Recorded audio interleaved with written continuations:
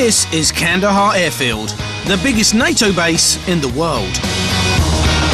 With £1 billion of air assets and 10,000 coalition forces from 28 countries, it's a major target for the Taliban. I saw a guy crawling right here and I knew he was hit.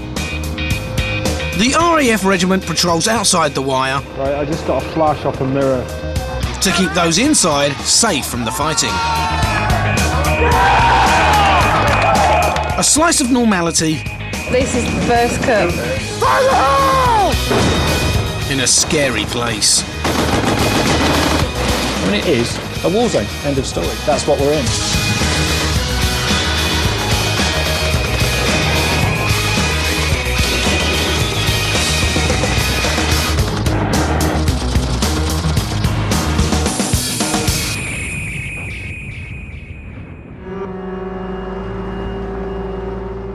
It's 8 AM on Kandahar Airbase. The RAF regiment's getting ready to take a vet to a nearby village to look at some sick animals. They want to get the local Afghans on side. And they also want to find out who's behind the recent attacks outside the camp. Flight Sergeant Rob Williams was in a Vixen Land Rover when it was hit by a blast from a roadside bomb last week. It blew the wheel covering here off, and it blew the, as you can see, some of the damage on here itself. Some of the shrapnel was actually directed up towards the top cover, obviously because of the blast. Unlucky enough to be on top cover that day was 21-year-old John Byrne. It was scary as hell. I remember like stones, like bits of shrapnel, debris, stuff like that just flying up. My goggles did say my eyesight's because they've got cracks in my goggles, so basically they'd taken my eyes clean out. I could just feel my face burning, and I could smell like sulphur. It was absolutely like horrible. I think you feel it first with the initial pressure of the explosion knocking the vehicle, and then you hear the explosion. Then all I saw was a load of dust puff, and you heard the shrapnel actually hitting the side of the vehicle, and basically you know somebody's initiated some form of explosive. Bombs buried under the road are the most common form of Taliban attack. When people think of Taliban and all that, you just think of seeing people run around with AK-47s and RPGs. Yet you never ever bloody see them. They just set the devices up and they're gone. Scary place, scary world. Just got to crack on though. The number of attacks has gone up in the last few months, and it's got the regiment's nerves on edge. I hope that's just the one that we go through in our 6-month tour. You never know. But I've requested to get back to work as soon as possible, just because the longer I put it off, I doubt I'd want to go back out. Made you scared to get back out, if you know what I mean. So I just wanted to crack on with it, and I'll try and put it out back in my mind. He's always going to be apprehensive now. We're all going to be apprehensive now when we go out on the ground. Rob's been a regiment soldier for 22 years, and he knows that his young lads have good reason to be worried. I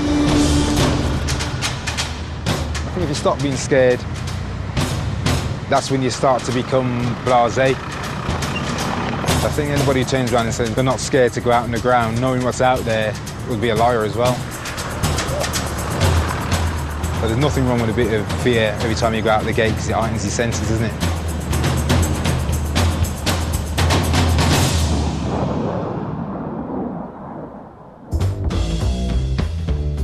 There are 1,800 British men and women living on Kandahar Airfield, 900 RAF, 800 Army, and the odd naval officer.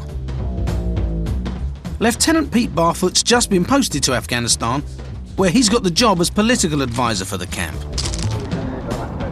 It's not quite the same as being on the front line with a rifle, but certainly if I can, assist with the intelligence analysis and also give people a bit of a better idea of what's going on political-wise, then I'll be fairly happy with that. This afternoon, he's putting up posters about the key players in President Karzai's Afghan government. This is more aimed for your NCOs and officers, but you never know. You might get private blogs come along here and actually, you know, take an active interest and read it and really draw something from it. And that's what I hope. Before he came out to the desert, Pete was serving on aircraft carrier HMS Illustrious.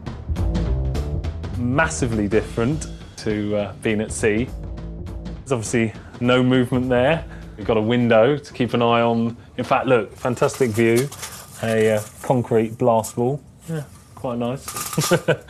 So that's good, but often the blinds are down because actually you can see the fine dust just gets absolutely everywhere, and it just comes through all the joints and the windows and everything. I mean, we last dusted this place on Sunday, didn't we, Stitch? And it's already built up massively. You can see I'm trying to keep a bit of navy of the army there, bringing a bit of navy with Ensign. Up there, a few pictures of home, as we'll have, plaster on the bulkhead. I like to still use naval terminology, much to the chagrin of my cabin mates. Coming up, Pete gets dragged into the war effort. Oh, the things I do for charity. And we meet a real battlefield bully, the Apache attack helicopter.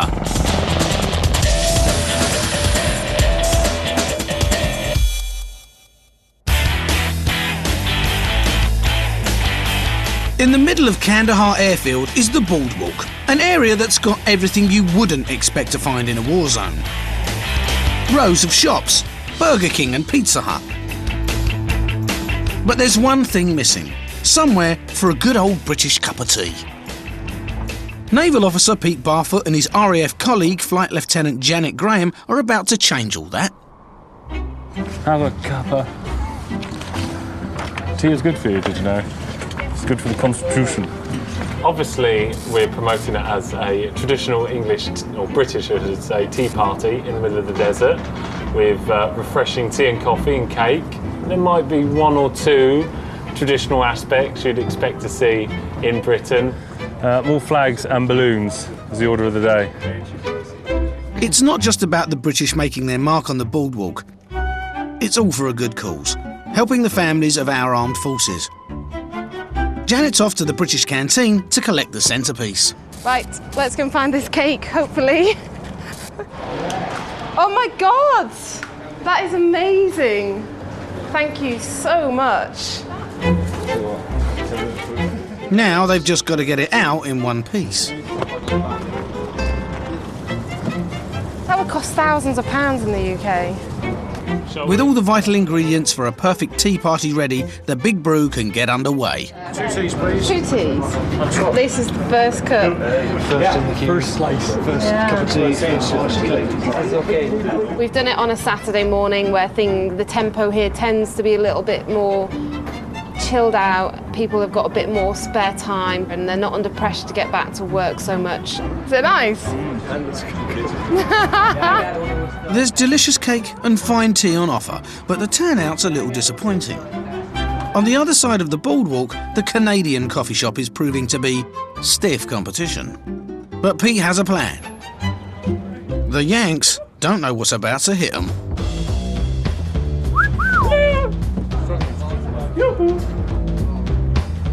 Morning! Good morning. Throw away that muck. Come and have a good cup of English tea. You don't want any of this today, people. You want to come down to the British corner for a British cup of tea or coffee. Had I known this was going on, I would have went down there first. That's all right. You're a big chap. You can fit 2 cups in. I can see you're a 2-cup man. Okay? Right. Come along. Come along. Thanks. Thanks. There's a few people giving us the old rabbit in headlights look. But as long as we can promote the message, you know, hopefully we can get, if we get at least, you know, a few or dozen down there, that's better.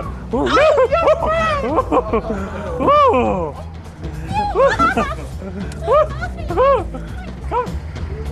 Do you know what would go wonderful with your Timmy Hortons? Some cake down there as well. All for charity. All for charity.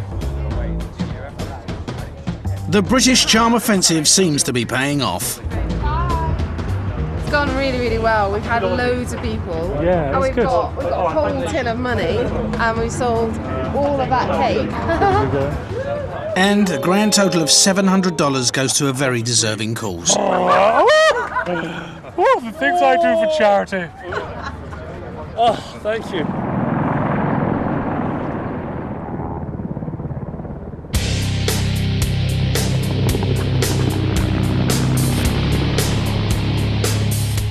Flight Sergeant Rob Williams and his lads from the RAF regiment are on a hearts and minds mission. They're taking a vet to a local village.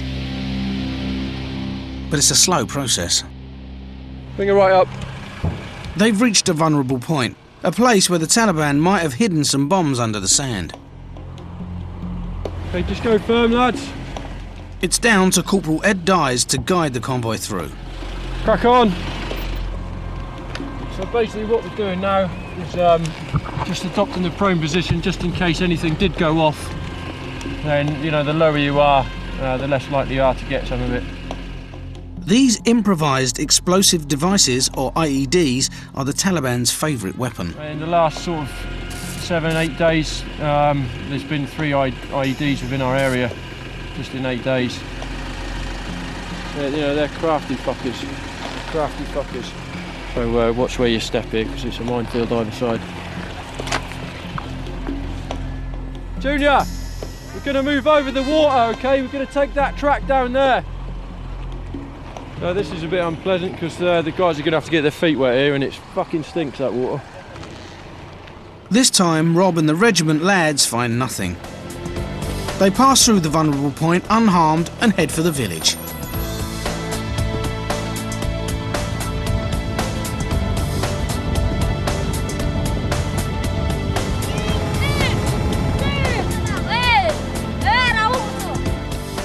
An hour later, they arrive. And Rob and the lads are an immediate hit with the children. The majority of them are just like any other kids, they just want to play. I mean, at the end of the day, they haven't got what our kids have got back home to make do with what they've got. But most of the time, it's rewarding. They put a smile on their face, it's all right.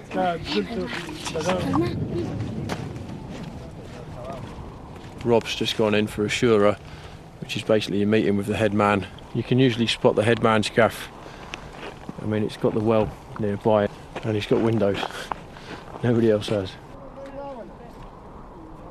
The military vet gets down to business. We're taking a sample of fecal material from the cow and we're going to look and see if they got worms. Afghanistan is the 5th poorest country in the world. The animals are the locals' only source of food and income in this village, so they've got to keep them healthy. You just need to tell him that he needs to keep trying to get that infection out of the udder. Okay? Yeah. All right.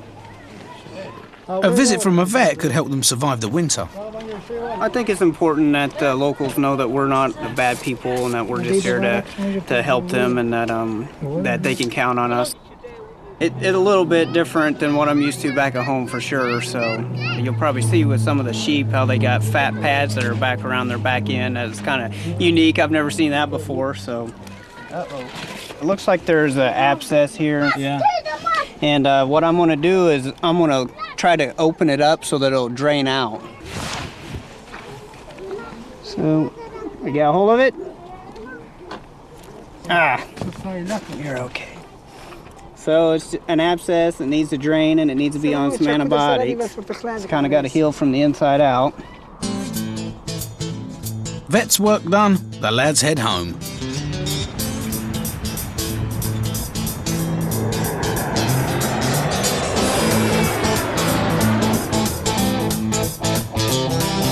Mark Hand is the man in charge of the regiment. So he's responsible for everyone's safety inside the camp. Ultimately, there are 12,000 people, give or take, on this base, which is only going to get bigger, and we're here to protect 12,000 people on this base. That's what we're all about.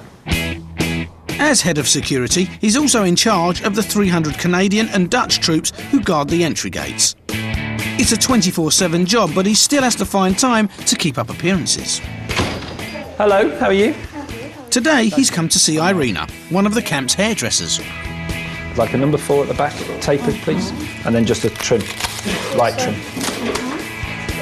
Military haircuts come in a variety of styles. Short, very short, or no hair at all. It's important to maintain your own self-respect, your own sort of normal life. We can't allow these bad guys outside to determine what we do, when we do it, how we do it. And this is just one sort of little microcosm of that. It's one of 3 salons in the camp. It's quite similar to getting your hair cut back in the UK, but the difference is I'm not likely to get rocketed in Bushy Heath. He has taper at back, but top and side not too short. It's between civilian haircut and military.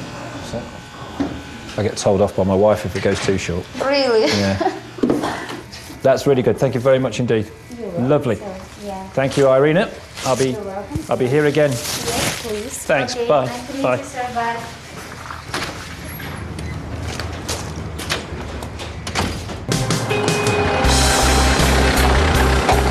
There are troops from 26 different NATO countries in Kandahar, all sporting military haircuts and desert combat gear.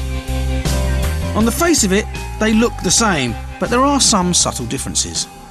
So, for example, you can see the Britful personnel here. They've got their standard desert wear, whereas the US and the Canadians have pixelated camouflage on their gear, which makes it more difficult for image intensifying scopes to be able to pick out the outline of a human at range, you see, so it's a bit more tactical that way around. Yeah. And as you can see, this is the latest camouflage kit in the jungle.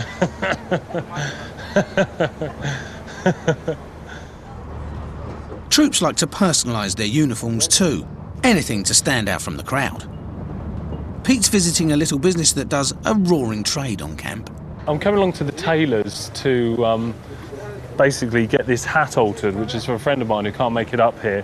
The British Army and the Air Force and elements like to shorten in the rim and make the top a bit smaller.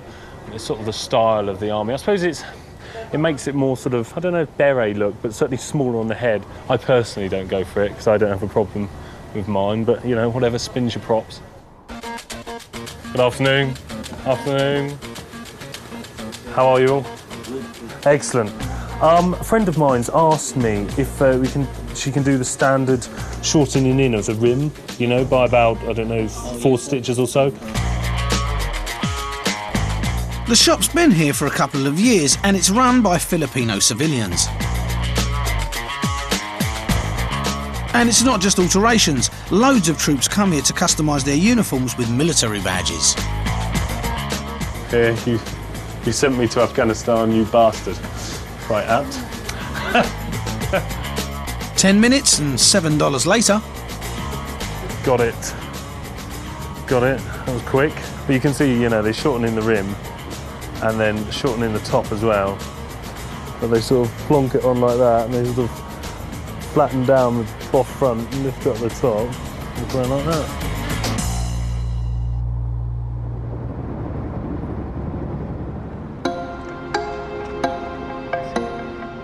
Camp Bastion is 90 miles northwest of Kandahar airfield and only 25 miles from the combat zone. The RAF Chinook crew do a 4-day stint here, transporting supplies and troops across Helmand province. One of the Chinook's most vital roles is as an air ambulance, picking up wounded soldiers. It's part of the Immediate Response Team, or IRT. Chinook pilot Jokey and co-pilot Scratchy are on 24-hour standby in case of an emergency call-out. I would say the most important role for us here is the IRT, which we're doing today. So that is to go out into theatre where someone's been wounded and take the medics with you, pick the person up, the medics try and stabilise them as best they can, and then recover all those people back to usually Camp Bastion, where they can be brought into proper treatment in the hospital here. I think IRT is probably the most satisfying thing we do out here because you see a definite impact. You know, it's quite nice to know that you're helping other people out. You're trying to keep your body in rest because you could go in the middle of the night and you have to be on the ball. So I'm here at the moment, resting and just waiting on the next call. So I know that if it happens later on tonight, I won't be tired when I go and do it. It's a high-risk job. They'll be flying directly into a combat zone. And when it lands, the Chinook is a big, slow-moving target for the Taliban. The Taliban are probably in and around that area and will know that at some point a Chinook or another type of sport helicopter will come in and out to do a resupply. So we need somebody upstairs while we go in low to watch what we're doing, to protect us as we go in and out. And that somebody upstairs is an Apache gunship. It's an American attack helicopter, adapted by the British Army and armed to the teeth. Pilot Will Rouse has been flying the Apache for 2 years. He's 24 years old and this is his second tour of Afghanistan. The enemy forces are very scared of the aircraft because they know most of its capabilities, and whenever we turn up they normally go to ground, hide in all the trees and the ditches and stuff. They've got good reason to be scared. The Apache's a real battlefield bully. It can pack a variety of weaponry, including a 30mm Boeing M230 chain gun that fires an awesome 625 rounds per minute. And it's controlled by the pilot turning his head. Attached to each wing can be pods of 19 CRV-7 rockets. Fired separately or in bursts, they're capable of devastating light armoured vehicles. And next to the rockets, it can carry 8 laser-guided Hellfire anti-tank missiles, powerful enough to destroy the heaviest armoured tanks from 5 miles away.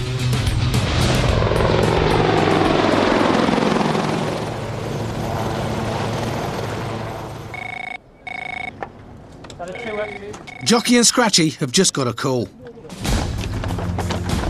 2 soldiers have been injured in an explosion near Sangin, 55 miles to the northeast in the heart of the combat zone. They need airlifting to hospital, and fast. You have to get things right because people are relying on you. Fairly risky as it comes, I think.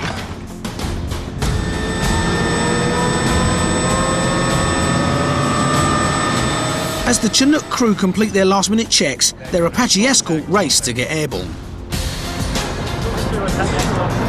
Got a shot, escorting the IRT.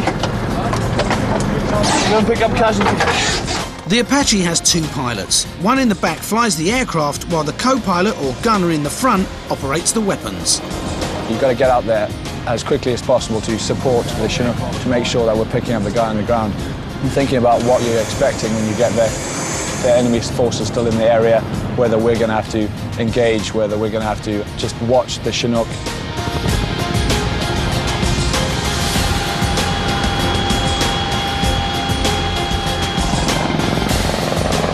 It is quite a high adrenaline thing because obviously there's so much of the unknown. We think that it's not going to be the worst thing, but you always got to be prepared for that.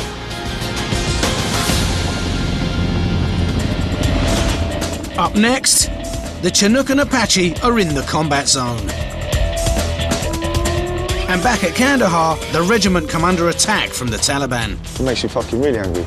They're just fucking cowards.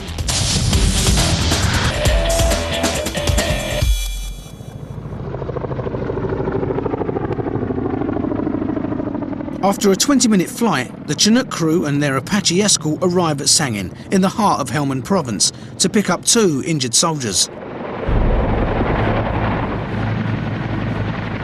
As pilot Jockey comes into land, the Chinook is at its most vulnerable. So the Apache circles overhead, keeping watch for enemy activity. We obviously are interrogating the area around, making sure that there's no enemy forces around, and if they are, then we obviously hold out the Chinook and ensure that we can suppress or engage the enemy. There's no place to hide from the Apache's all-seeing eye. Telescopic sights and night vision sensors in the nose of the aircraft allow the gunner to detect and pinpoint enemy threats by day and night. This information is projected into a monocle in front of each pilot's right eye. Infrared sensors in the cockpit track their helmet's movements so each pilot can aim the sights just by turning his head. Most scary of all, the awesome chain gun can be slaved to the pilot's helmet and fired wherever he looks. If you suddenly get engaged from the side, you can look back at where you've been engaged from and do a snapshot and engage the target. Jockey lands the Chinook as close to the casualties as possible and the medevac team quickly get to work. There's a couple of times when we've had rounds fired past the aircraft which immediately got my adrenaline rushing. However, you've got to stay focused and ensure that you can prosecute the target or prosecute where those rounds have come from.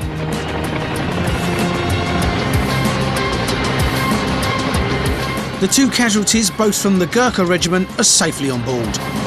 Chinook pilot Jockey takes off and the race is on to get them back to Bastion. Co-pilot Scratchy focuses his mind on what's going on in the cockpit rather than out the back. You don't see anything when you're sitting in the front, which is a good thing. You sit and feel fairly helpless when you've got the aircraft going as fast as it can go, trying to get it to where it needs to be, and just hoping that the guys in the back are winning the battle, I guess. The 2 casualties both made full recoveries. When you pick someone up and you know that you got them to hospital on time, that's definitely pretty rewarding.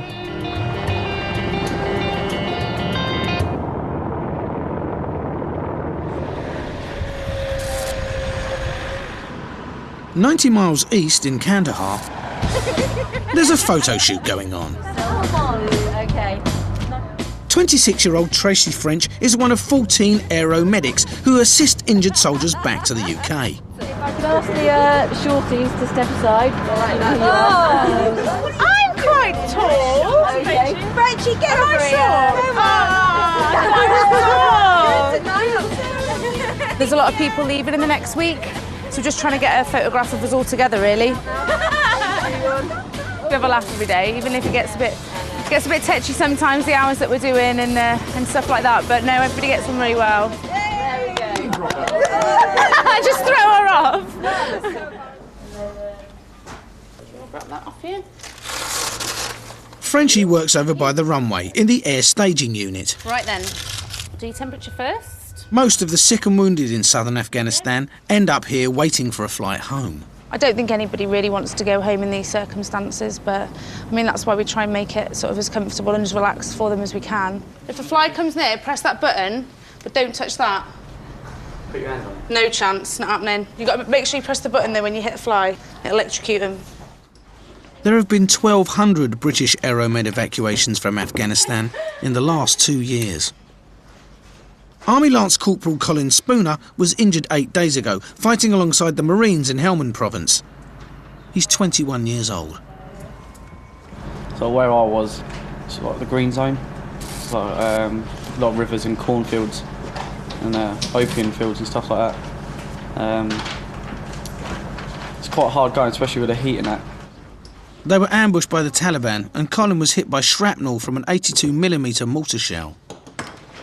Obviously I was in mega shock and just sort of like walking around like screaming and that, and then my mates come up to me and as soon as I saw my mates I was alright. They sorted me out, so just want to get home now and just go from there. Colin's flight doesn't leave till tomorrow. Right then, let's go shopping. So, French is taking him and the rest of the walking wounded for a bit of retail therapy. The American Superstore is one of 3 supermarkets on Cap, selling everything from magazines to mountain bikes. Just making the day pass, just gives them something to do. Just trying to entertain them for a little bit. But keeping tabs on 5 grown men isn't easy.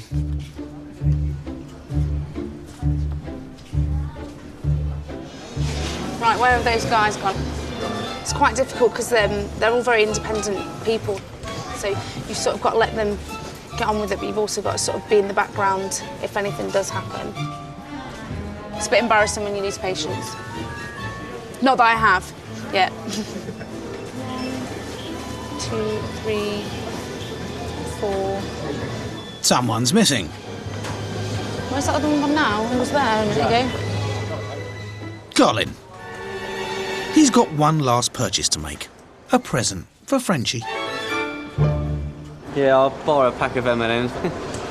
She changes my socks for me, so I'll give her something. All the medical staff out here have just been amazing. Like from the moment I got injured to like now and getting me back home and that, it's just been awesome.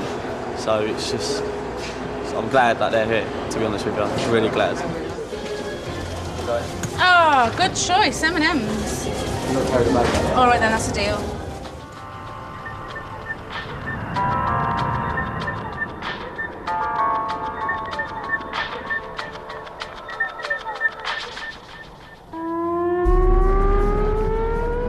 It's midnight.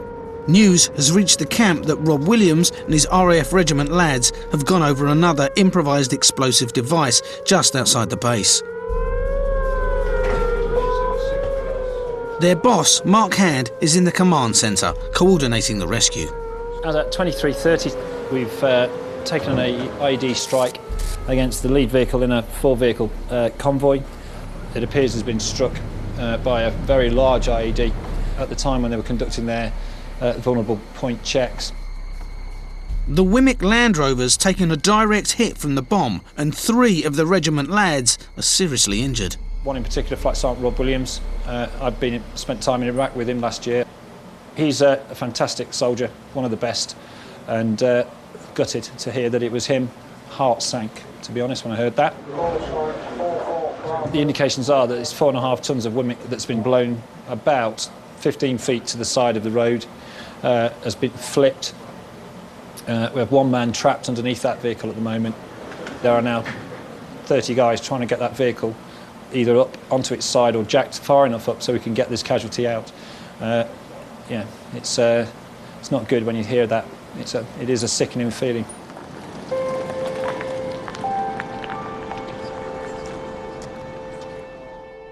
It's several hours before the trapped soldier is freed from the blown-up vehicle. By dawn, the 3 casualties are back in Kandahar and have had life-saving operations in the camp's hospital. The regiment lads are pretty shaken up. Billy Igo Mitchell was in the Land Rover as it took the hit. He's lucky to have escaped unhurt. I just remember feeling myself going through the air and landing on the floor, and I think I must have blacked out just before I hit the floor.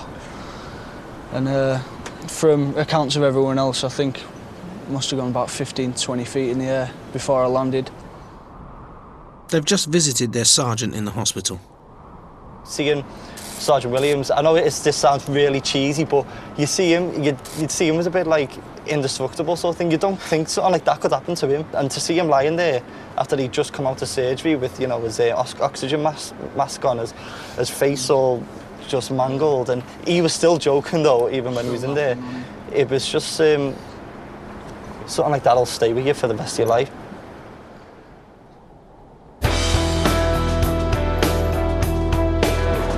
One of Rob's best mates is Sergeant Bennett Jones. The news has hit him hard. The only people that will stay in your vehicles are the top covers, because most of you lot are fucking search team. It makes you fucking really angry. They're just fucking cowards. If we knew where those fuckers were at that time, I think, well, we would have gone there. I guarantee that now.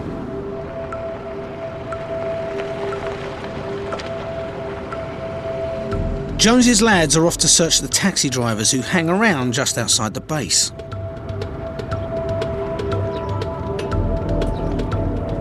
Use the fucking dog anywhere to sniff them out, all right? Yeah, see if they're open. Yeah. The regiment suspects that some of these men are feeding information to the Taliban.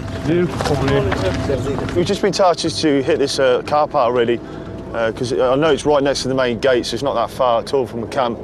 The reason being is obviously every time we go in and out, there's personnel in this car park. They're always on mobile phones and so on. Obviously, we call them dickers. They obviously then use the phones to give indication to the people out on the ground when we move out. Their reference, where to place IEDs, how many vehicles are going out, all that sort of stuff. I was checking the back of his phone, see if he's got a more than one SIM card in it, because if usually, yeah, you open it.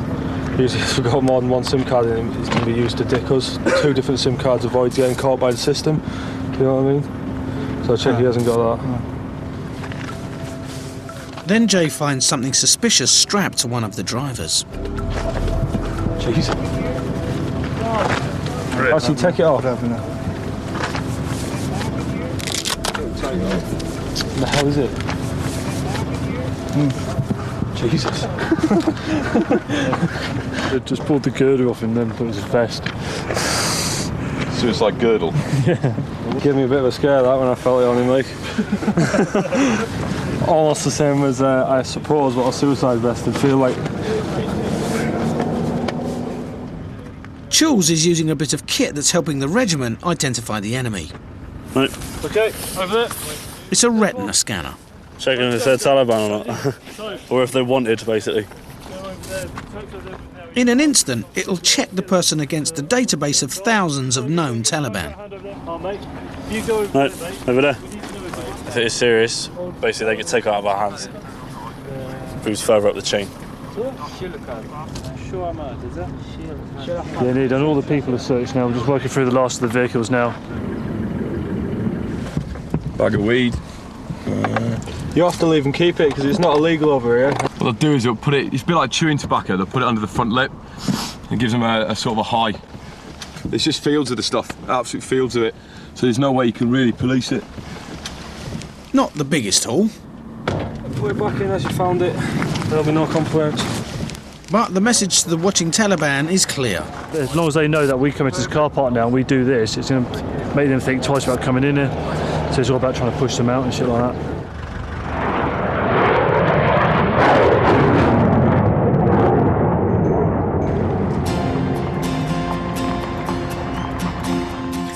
It's 11 p.m. and Frenchie's back on duty. DVD player for the flight back. She's getting ready to escort her patients back to the UK.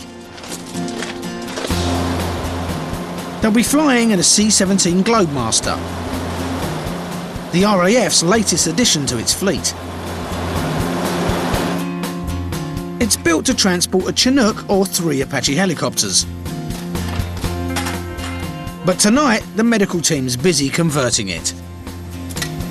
We are basically building a mini ward on the back of the plane, I suppose, ready for the guys to come on, like a little hospital. The aeroplane itself, you can see all these leads leading up here. That's got electricity and oxygen that's pumping through. It's like what you'd find in a hospital. It's got the emergency button, it's got the call button that the patients need, it's got the oxygen going through it. So it has essentially got everything that you would in a hospital, really.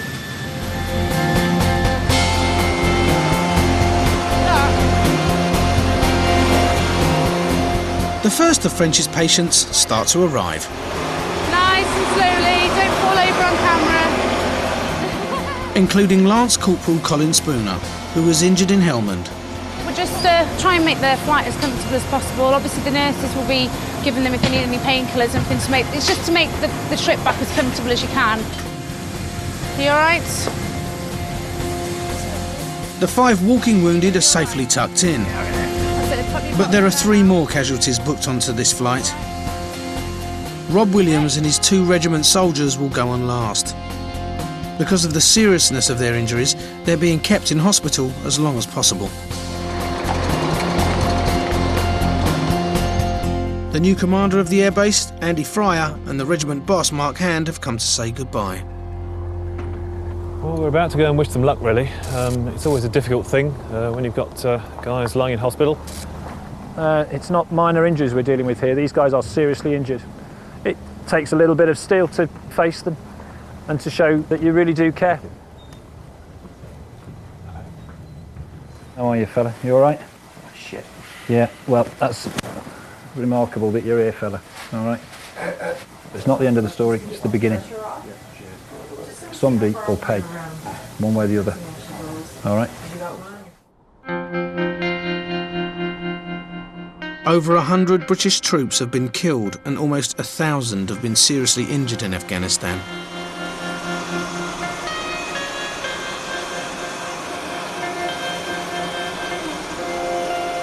Last on tonight's flight are the 2 wounded regiment lads and their sergeant, Rob Williams.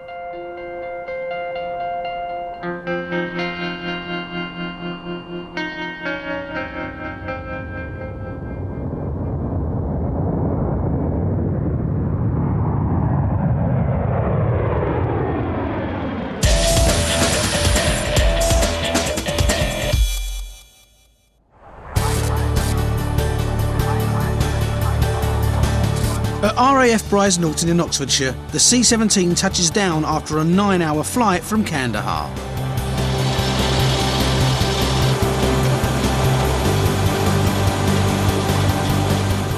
Aeromed Tracy French has been looking after 21-year-old Army Lance Corporal Colin Spooner. He was injured in a mortar attack 10 days ago. This, I suppose, is what you joined up for, making sure the guys get home safely. It's nice.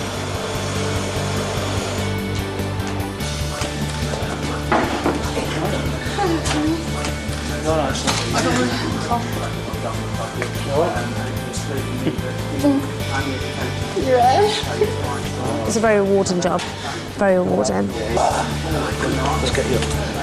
Especially when the parents see them. You can see the relief in their faces when the guys get here and they're okay. Would you like to have them home? In the worst week of my life. A week and a bit.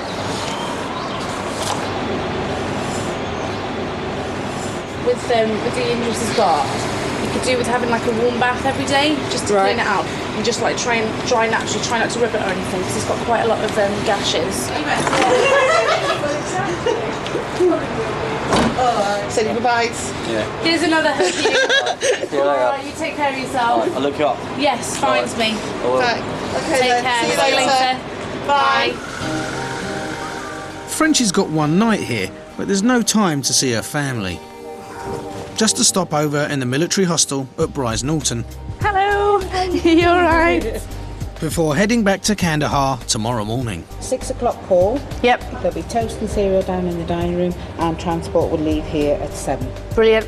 Okay. Thank you very much. Get it back in the morning. Thank you. Okay, no problem. All you want to do is book in, get your bed, and then get up in the morning and fly back out again, because while we're here, you know that the guys are back in Kandahar with, at the moment, 4 people short, so anything could be happening out there. They could be absolutely maxed out, so you want to get back out there and give them a hand as well.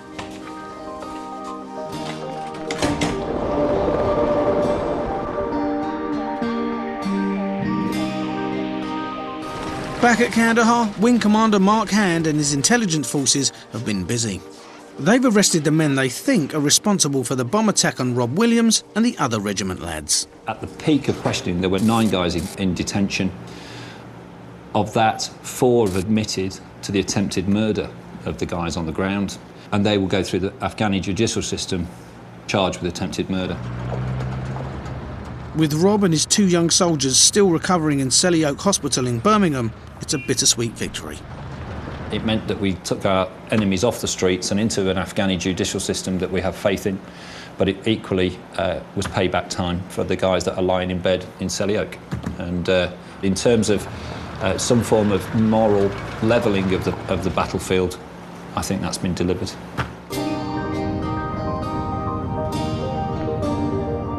It's been a difficult few days, but life soon returns to normal at Kandahar. Mark's come to the edge of the camp to let off some steam. Part of my luggage on the way out here was 2 golf clubs and 100 balls. It's about the only thing that keeps me sane.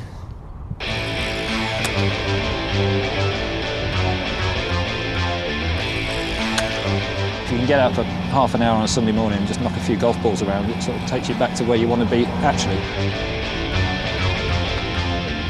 But it's not long before his thoughts return to the men of the RAF regiment. The effort that they put in and the commitment they show is just, from a commander's point of view, it's humbling. You know, all hours of the day, all hours of the night, and the job gets done, and that's just the great thing about being in this line of business, you know, the job gets done, come what may. Next time. 15 seconds, action station. Action station. The Hercules crew drop supplies to the troops on the front line.